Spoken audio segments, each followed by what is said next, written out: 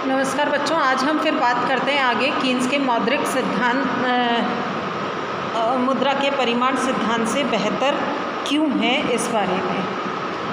तो कीन्स का ये जो मौद्रिक सिद्धांत कीन्स ने दिया है ये मुद्रा के परिमाण सिद्धांत से ज़्यादा सही और उपयुक्त है।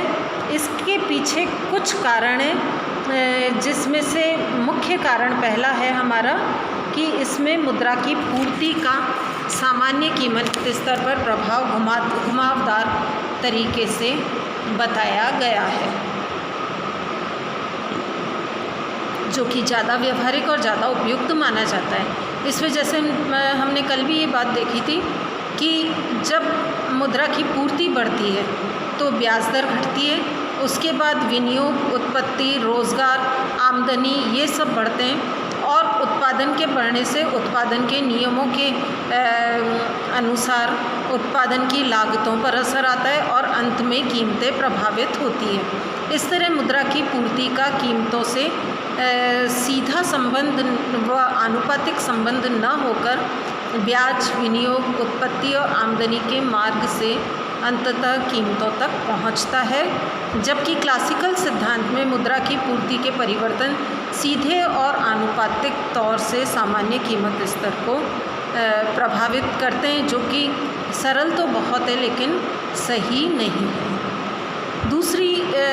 दूसरा कारण इसका ये है कि कीन्स के सिद्धांत में साधनों के बेकार पड़े रहने की दशा में मुद्रा की पूर्ति बढ़ने से उत्पत्ति की मात्रा बढ़ती है और संभवतः कीमतें नहीं बढ़ती या कम मात्रा में बढ़ती हैं। लेकिन साधनों का पूर्ण उपयोग हो जाने के बाद मुद्रा की पूर्ति की वृद्धि कीमत स्तर में वृद्धि अवश्य उत्पन्न करती है। अतः कीन्स के सिद्धांत में साधनों के अल्प उपयोग व पूर्ण उपयोग दोनों पर विचार किया गया है, जबकि मुद्रा के परंपरागत सिद्धांत में केवल साधनों के पूर्ण उपयोग की दशा पर ही विचार किया गया है।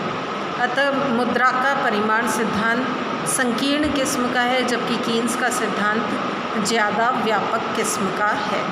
तीसरा कारण इसका है, कीन्स ने मौद्रिक सिद्धांत और मूल्य सिद्धांत का एकीकरण किया है, इसलिए उसने अपनी पुस्तक का नाम रोज़गार, ब्याज और मुद्रा का सामान्य सिद्धांत रखा।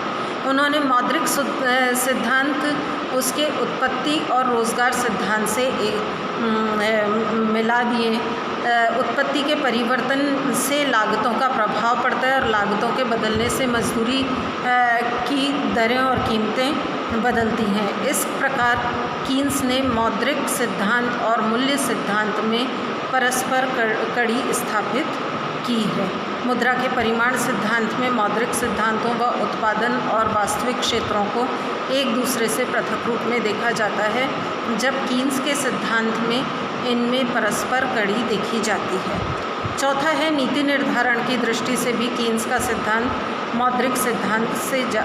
कीन्स का मौद्रिक सिद्धांत ज़्यादा उपयोगी माना गया है। इनके अनुसार साधनों के बेकार पड़े रहने की दशा में मुद्रा की पूर्ति बढ़ने से उत्पत्ति बढ़ती है, जिससे मुद्रा स्फीति की संभावना कम हो जाती है।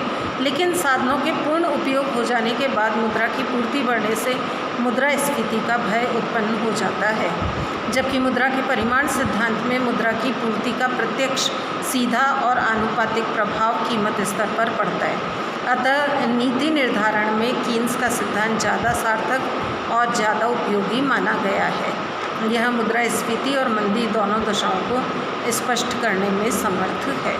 इस तरह कीन्स का मौद्रिक सिद्धांत मुद्रा की पूर्ति, उत्पत्ति, रोज़गार, आमदनी और कीमतों में उचित सामंजस्य व समन्वय स्थापित करने के फलस्वरूप परंपरागत सिद्धांत से बेहतर माना गया है।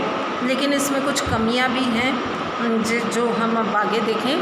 तो कीन्स के सिद्धांत की आलोचना हम देखें तो सबसे पहली आलोचना ये इसकी जो की जाती है वो ये है कि कीन्स के मुद्रा सिद्धांत में भी परंपरागत सिद्धांत की भांति सामान्य कीमत स्तर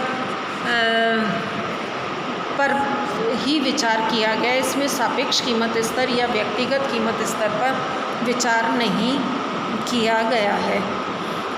इसलिए एच हेज़लेट के अनुसार कीन्स ने कीमतों में कोई सिद्धांत प्रस्तुत नहीं किया। उसने केवल घुमावदार या चक्राकार विधि से मुद्रा की पूर्ति का प्रभाव सामान्य कीमत स्तर पर बताया, जो पर्याप्त नहीं माना जाता है। दूसरी आलोचना इस सिद्धांत की है कि इसकी कुछ मान्यताएं भी वास्तविक नहीं हैं, जैसे साधनों के अल्प उपयोग या बेरोजगारी की दशा में मुद्रा की पूर्ति बढ़ने पर ब्याज की दर के घटने पर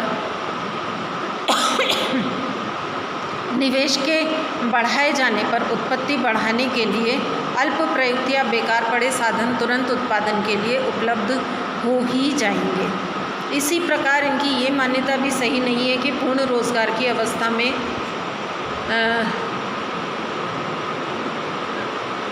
पूर्ण रोजगार की अवस्था के बाद उत्पादन के साधनों की पूर्ति पूरी तरह बेलोचदार होती है तथा समग्र मांग की वृद्धि मुद्रा की वृद्धि की तुलना में समानुपातिक होती है। अभी तक ये संबंध पूरी तरह प्रमाणित नहीं हो पाए हैं। तीसरा है, कीन्स ने सर्वत्र समग्र प्रभावपूर्ण मांग, कुल उत्पत्ति, कुल रोजगार, उत्पादन की सामान्य दशाओं, कुल आमदनी आदि का उल्लेख किया, लेकिन अर्थव्यवस्था में विभिन्न वस्तुओं की मांग, विभिन्न वस्तुओं की उत्पत्ति की मात्रा, विभिन्न उद्योगों में रोजगार, विभिन्न वर्गों की आमदनी आदि का अपना अलग ही प्रभाव पड़ता है, जिसकी कीन्स ने चर्चा नहीं की।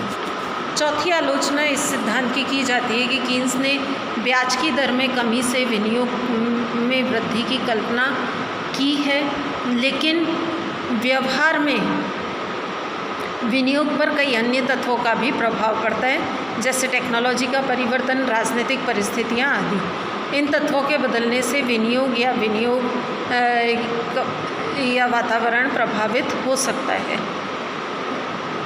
ऐसी दशा में ब्याज के घटने से निवेश में उतनी मात्रा में वृद्धि नहीं होती जितनी पहले सोची गई थी।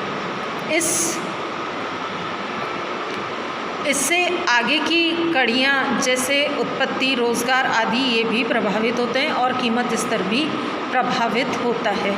उसके ब्याज की दर के तरलता पसंदगी सिद्धांत में भी कई कमियां पाई गई हैं, जिसे हम पहले भी देख चुके हैं। और आखिरी आलोचना इसकी की जाती है कि कीन्स ने अपने विचार मंदी की अर्थव्यवस्था में प्रकट किए हैं और उसने मौद्रिक नीति की बजाय ज़्यादा जोर राजकोषीय नीति पर दिया है, इसलिए उनके लिए मौद्रिक नीति से ज़्यादा राजकोषीय नीति का महत्व सर्वोपरि हो गया है। इस तरह कीन्स का मौद्रिक सिद्धांत व कीमत सिद्धांत कई प्रकार की मान्यताओं पर आधारित होने के कारण आलोचना का शिकार रहा है, लेकिन कुछ विशेषताओं के कारण ये सिद्धांत परिमाण सिद्धांत से ज़्यादा उत्तम माना गया है।